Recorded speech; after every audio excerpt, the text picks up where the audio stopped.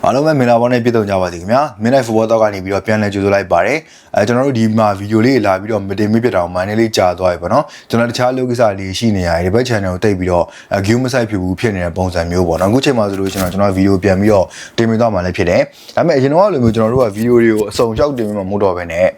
ပွဲကြိုသုံးသက်ချက်လေးတွေ tips လေးတွေအဓိကထားပြီးတော့တင်ပြသွားမှလည်းဖြစ်တယ်ပေါ့နော်အကြောင်းမလို့အရင်တော့လိုမျိုးသတင်းစုံဝင်တော့ကြည့်ရမှာမဟုတ်ဘူးဒါပေမဲ့ကျွန်တော်ကတော့ free channel အနေနဲ့ပဲကျွန်တော် tips တွေပေးသွားမှဖြစ်တဲ့အတွက်ကြောင့်ကျွန်တော်ဝင်ရညနေဆိုလို့ရှိရင်တော့ TikTok မှာကြည့်ရထက်ဆက်လို့ရှိရင်တော့ YouTube မှာလိုက်ပြီးတော့ကြည့်ပြီးအားပေးတာတော့အများကြီးပို့ပြီးတော့ကျွန်တော်ကျေးဇူးတင်ပါတယ်အဲ့ဒါဆိုလို့ရှိရင်တော့ကျွန်တော်တို့ပို့ပြီးတော့အကျိုးရှိတယ်လို့ပြောလို့ရတယ်ပေါ့နော်အဲ့ဆိုဒီနေ့မှာဆိုလို့ရှိရင်တော့ကျွန်တော်တောက်ကြနေညတကောင်ကနေစပြီးတော့ကမ်မန်ပွဲစဉ်တွေကနေစနေနေ့ညတကောင်အထိကိုကျွန်တော်တန်းစီပြီးတော့ရွေးထားပေးတယ်ပေါ့နော်ကျွန်တော်နဲ့အလန်းဝေးတဲ့ lead တွေတော့ကျွန်တော်ထည့်ပြီးတော့မရွေးထားဘူးပြောရမယ်ဆိုလို့ရှိရင်တော့ဗျာဒီ Bundesliga တို့တစ်ဖက်ကပြင်တဲ့လီဂူကြောင့်ကျွန်တော်တို့ကနည်းနည်းလေးအလန်းဝေးတယ်အဲကြောင့်မလို့ဒီ Premier League ရဲ့ Serie ရဲ့ La Liga ရဲ့အဲ့ဒီ၃ခုပဲအဓိကထားပြီးတော့ကျွန်တော်ရွေးထားပေးတယ်ပေါ့နော်ဆိုတော့စလိုက်အောင်အင်္ဂလန် Premier League ပွဲစဉ်24ကိုစပြောရမယ်ဆိုလို့ရှိရင်တော့ည9:00နာရီခွဲမှာဆိုလို့ရှိရင်တော့ Brighton နဲ့ Everton တင်းရဲ့ပွဲစဉ်မှာကျွန်တော်ကတော့ Everton တင်းကိုနည်းနည်းလေးပို့ပြီးတော့သဘောကျတယ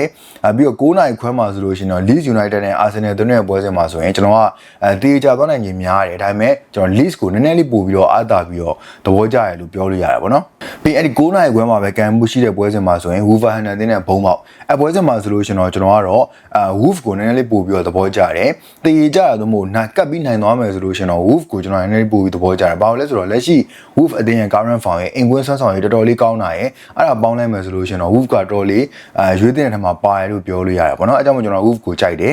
ည7:00နာရီမှာဆိုလို့ရှိရင်တော့ Chelsea နဲ့ West Ham United နဲ့ပွဲစဉ်ရှိတယ် London Derby ပေါ့နော်ဆိုတော့အပွဲစဉ်မှာဆိုလို့ရှိရင်တော့ကျွန်တော်တို့ Chelsea ကိုသဘောကျတယ်လက်ရှိ current form ရဲ့ဆွမ်းဆောင်ရေးကောင်းနေရရဲ့နီးပြ Rosinia ရဲ့လုံးပြကင်ပြတာတော်တာလေးရဲ့ပေါင်းလိုက်မယ်ဆိုလို့ရှိရင်တော့ဒီပွဲစဉ်ကဘယ်လောက်ပဲ West Ham United ဘက်ကတောင့်တင်းပြီးတော့ကောင်းနေတယ်လက်ရှိ current form ကောင်းနေတယ်ဘင်းနေတယ်ပဲပြောဒီပွဲစဉ်မှာကျွန်တော် Chelsea ကပဲအနိုင်ရသွားမယ်လို့ကျွန်တော်ယုံကြည်မှုရှိတယ်တေးတော့မကြနိုင်ဘူးဗျာ Chelsea ပဲနိုင်သွားမယ်လို့ကျွန်တော်တို့ထင်တယ်ပေါ့နော်ဆိုတော့ပြီးသွားပြီဆိုလို့ရှင်တော့ဒီည2နာရီခွဲမှာဆိုလို့ရှင်တော့ Liverpool နဲ့ Newcastle တင်းရဲ့ပွဲစဉ်ရှိတယ်ပေါ့နော်ဆိုတော့ပွဲစဉ်မှာဆိုလို့ရှင်တော့ဒါ Liverpool တင်းရဲ့အိမ်ကွင်းမှာကစားသွားမှလည်းဖြစ်တယ်ဒီပွဲစဉ်မှာဆိုလို့ရှင်တော့ Liverpool တင်းကိုပဲကျွန်တော်ရွေးထားခြင်းနဲ့ Newcastle ကဘယ်လောက်ကောင်းတယ်ပြော Liverpool ကိုနိုင်မှုဆိုတော့တိတ်ပြီးတော့မဖြစ်နိုင်တဲ့နေတာတစ်ခုမှရှိရလို့ကျွန်တော်ကတော့ထင်တယ်ပေါ့နော်အကြောင်းမလို့ဒီပွဲစဉ်မှာဆိုလို့ရှင်တော့ကျွန်တော်က Liverpool ကိုအများကြီးပို့ပြီးတော့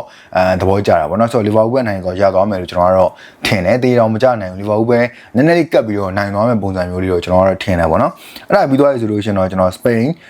ဒီ Spain La Liga မဟုတ်ဘူးဒီ Italy Serie ကိုကျွန်တော်ရွေးထားပေးတယ်တောက်ကြနေညဒီတကောင်မှာဆိုလို့ရှိရင်တော့ဒီပွဲစဉ်23ဖြစ်တော့လာဇီယိုနဲ့ဂျီရိုနာအသင်းတို့ကစားသွားဖို့ရှိတယ်။ပွဲစဉ်မှာဆိုလို့ရှိရင်တော့ကျွန်တော်ကတော့ဂျီရိုနာအသင်းကိုသဘောကျတယ်။တေးကြသွားနိုင်ကြီးများတယ်။အနိုင်ဆိုလို့ရှိရင်တော့ကျွန်တော်ဂျီရိုနာကိုနည်းနည်းလေးပို့ပြီးတော့ပေးချင်တာပေါ့နော်။ပြီးရင်စနေနေ့ည8:00နာရီခွဲမှာဆိုလို့ရှိရင်တော့ပီဆာနဲ့ဆာဆူလိုပွဲစဉ်ရှိတယ်။ပွဲစဉ်မှာဆိုတော့ကျွန်တော်ဆာဆူလိုပဲသဘောကျတယ်။ဒါသိပြောစရာမရှိပါဘူး။ပီဆာကတော့တန်းစင်းဆုံးမှာရှိနေတဲ့အတင်းဆာဆူလိုကဒီပွဲစဉ်မှာတေးလောက်ကိုတော့ခံပြီးတော့ကစားသွားမယ်။နိုင်မယ်ဆိုလို့ရှိရင်တော့ကျွန်တော်ဆာဆူလိုကတ်နိုင်ပုံစံမျိုးလေးကိုတော့သဘောကျပါတယ်။အဲ့ဒါပြီးသွားပြီဆိုလို့ရှိရင်တော့17ခွဲမှာဆိုလို့ရှိရင်တော့နာပိုလီနဲ့ဖီယိုရင်တီးနားအသင်းရဲ့ပွဲစဉ်ရှိမယ်။ပွဲစဉ်မှာတော့နာပိုလီအသင်းကပြန်ပြီးရုန်းကန်ပြမှာမှန်ပေမဲ့လက်ရှိပွဲပန်းထားတဲ့အနေအထားရရင်သူတို့အနေနဲ့နည်းနည်းလေးအာယုံထွေပြားနေတဲ့အနေအထားရရင်ဒီပွဲစဉ်မှာဆိုလို့ရှိရင်တော့အာသိတ်ထဲမကန်နိုင်လာဘူးလို့ကျွန်တော်တို့ခံစားမိရတဲ့ကြောင့်တေးကြသွားနိုင်နေရှိရလို့ကျွန်တော်တို့ထင်တယ်။အနိုင်ပေးရမယ်ဆိုလို့ရှိရင်တော့ခပ်ပါပါတော့ကျွန်တော်နာပိုလီကိုတော့ပေးချင်ပါတယ်။အဲ့ဒါပြီးသွားပြီဆိုလို့ရှိရင်တော့ဒီညတကောင်ပေါ့နော်စနေနေ့ညတကောင်တနင်္ဂနွေမနက်အစောမှာဆိုလို့ရှိရင်တော့2:15မှာကယ်ဂရီယာလီနဲ့တစ်ဖက်က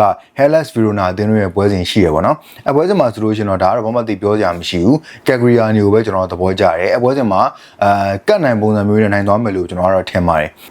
အဲ့ဒါပြီးသွားပြီဆိုလို့ကျွန်တော်လာလီဂါပွဲစဉ်လေးတွေကိုကျွန်တော်ရွေးထားပေးတယ်ပေါ့နော်ဒါထုံးစံတိုင်းပဲကျွန်တော်တို့ဒီတောက်ကြံနေညတကောင်ကနေစပြီးတော့ကံမှာဖြစ်တယ်ပေါ့နော်ဆိုတော့ပထမဦးဆုံးဒီ round 22ပေါ့နော်ပွဲစဉ်22ရဲ့ဒီတောက်ကြံနေညတကောင်စနေနေ့မနက်အစောပိုင်းမှာဆိုလို့ကျွန်တော်2နာရီခွဲမှာ Espanyol နဲ့ Deportivo ကန်သွားဖို့ရှိတယ်ပွဲစဉ်မှာတော့ကျွန်တော် Espanyol ပဲသဘောကျတယ် Espanyol ပဲအနိုင်ရသွားမယ်လို့ပဲကျွန်တော်တို့ထင်တယ်ကိုပြတ်မပြတ်ပဲကြည့်ရမယ်ဗျာကတ်နိုင်ပုံစံမျိုးနိုင်သွားမယ်လို့ကျွန်တော်တို့ထင်တယ်ပေါ့နော်အဲ့ဒါပြီးသွားပြီဆိုလို့ကျွန်တော်9နာရီခွဲမှာ Real Oviedo နဲ့ Girona တို့အသင်းတွေပွဲစီရှိတယ်ပွဲစဉ်မှာဆိုလို့ကျွန်တော်တို့ Girona ကိုပဲသဘောကျတယ် Girona ပဲနိုင်သွားမယ်လို့ကျွန်တော်တို့ထင်တယ်တေးကြသွားနိုင်ကြီးတော့တိတ်မရှိဘူးလို့ကျွန်တော်တို့ခံမှန်းမိတာပဲပေါ့နော်ပြီးည9:45မှာဆိုလို့ကျွန်တော်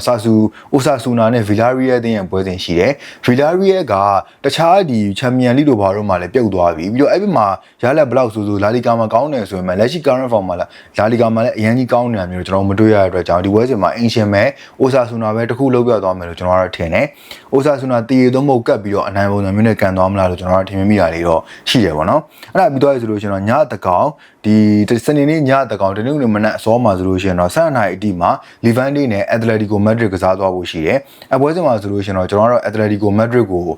ဘာပဲပြောသဘောကျတယ်ဆိုပေမဲ့အပွဲစဉ်တေချာသွားနေနေရှိရဗျ။တေချာသွားနေနေရှိရလီဗန်ဒေးကလည်းခံကစားမှာပဲ။အဲကြောင့်မလို့အပွဲစဉ်ကကျွန်တော်တေလောက်ကိုတော့ပို့ပြီးတော့မျှော်မှန်းခြင်းနဲ့ပြီးတော့နှစ်သင်းလုံးကလည်းဂိုးသွင်းရနဲ့လေးနည်းနေတာဖြစ်တဲ့အတွက်ကြောင့်တေလောက်ကျသွားနိုင်ကြီးရှိတယ်ဂိုးပေါင်းကိုလည်းကျွန်တော်အောက်လေးကိုနည်းနည်းလေးပို့ပြီးတော့သဘောကျတယ်ပေါ့နော်အန်တာလေးကိုနည်းပို့သဘောကျတယ်နှစ်သင်းလုံးကချုပ်ပြီးတော့ပိတ်ကန်ရင်းနဲ့များဇီးဇီးတို့ဝန်းဝန်းတော့အဲ့လိုဖြစ်သွားမလားပေါ့နော်ကျွန်တော်ကတ်ပြီးတော့အနိုင်ပေးရမယ်ဆိုလို့ရှိရင်တော့မထင်မှတ်ပဲနဲ့လီဗန်နီကလည်းကတ်ပြီးနိုင်သွားနိုင်တယ်လို့အက်တလက်တီကိုမက်ဒရစ်ဘက်ကလည်းကတ်ပြီးတော့နိုင်သွားနိုင်ကြီးရှိရလို့ကျွန်တော်ကတော့ထင်တယ်တေးကြနိုင်ကြီးကတော့ပို့ပြီးတော့များတယ်ပေါ့နော်အဲ့ဒါပြီးသွားပြီဆိုလို့ရှိရင်တော့2နာရီခွဲမှာ LC နဲ့ FC ဘာစီလိုနာနဲ့ကန်သွားဖို့ရှိတယ်အပွဲစဉ်မှာဆိုလို့ရှိရင်တော့မမသိပြောစရာမရှိပါဘူးဘာစီလိုနာကအမှတ်ပြတ်လို့မရတဲ့အနေအထားဖြစ်တဲ့အတွက်ကြောင့်ဒီပွဲစဉ်မှာလည်း FEC နဲ့ကန်သွားမယ်လို့ကျွန်တော်ကတော့ထင်တယ်ဘာစီလိုနာပဲနိုင်သွားမှာပါကိုပြတ်မပြတ်ပဲကျွန်တော်တို့တစ်ချက်ကြည့်ရမယ်အဲ့ဒါလေးတစ်ခုပဲကြည့်ဖို့ရှိတယ်ကိုပေါင်းထည့်ကျင်တယ်ဆိုလို့ရှိရင်လည်းကျွန်တော်တို့ over လေးကိုနည်းလေးပို့ပြီးတော့ဘာစီလိုနာပွဲစဉ်မှာတော့သဘောကျတာပေါ့နော်ဆိုတော့လူချင်းမင်းတော့ဒီနေ့ရွေးပေးခဲ့တဲ့ပွဲစဉ်နဲ့ပတ်သက်ပြီးတော့အဆင်ပြေလားဘာပြောချင်တာလေးရှိလဲကြိုက်ရင်ယူပေါ့ဗျာမကြိုက်တဲ့ပွဲစဉ်တွေရှိလို့ရှိရင်လည်းပယ်လိုက်ပေါ့နော်ဆိုတော့မှန်တယ်ကြိုက်တယ်ဆိုလို့ရှိရင်လည်းကျွန်တော်ရဲ့ဗီဒီယိုလေးကိုလာပြီးတော့ support လုပ်ပေးပါအောင် YouTube မှာလည်းကြည့်ပေးပါအောင် TikTok မှာလည်း ယူတင်နေတယ်ဆိုလို့ရှိရင်လည်းတင်လို့ရတယ်ဒါပေမဲ့လည်းကျွန်တော်တို့ဒီ credit လေးနဲ့ပြန်ပြီးတော့ပေးပေါ့နော်ပြီးလို့ရှိရင်တစ်ဖက်က YouTube မှာလာပြီးတော့အပေးမယ်ဆိုလို့ရှိရင်တော့ကျွန်တော်ကလုပ်ပေးရယူနေပါတယ်တခြားလည်းကျွန်တော်ရွေးထားပေးပါတယ်အကုန်လုံးပဲအောင်ပြီးတော့ပေါက်ကြပါစီဗျာကျွန်တော်တို့နောက်ထပ်တင်းနှင်းနေပွဲစဉ်တွေကြမှာထပ်ပြီးတော့တွေ့ကြတာ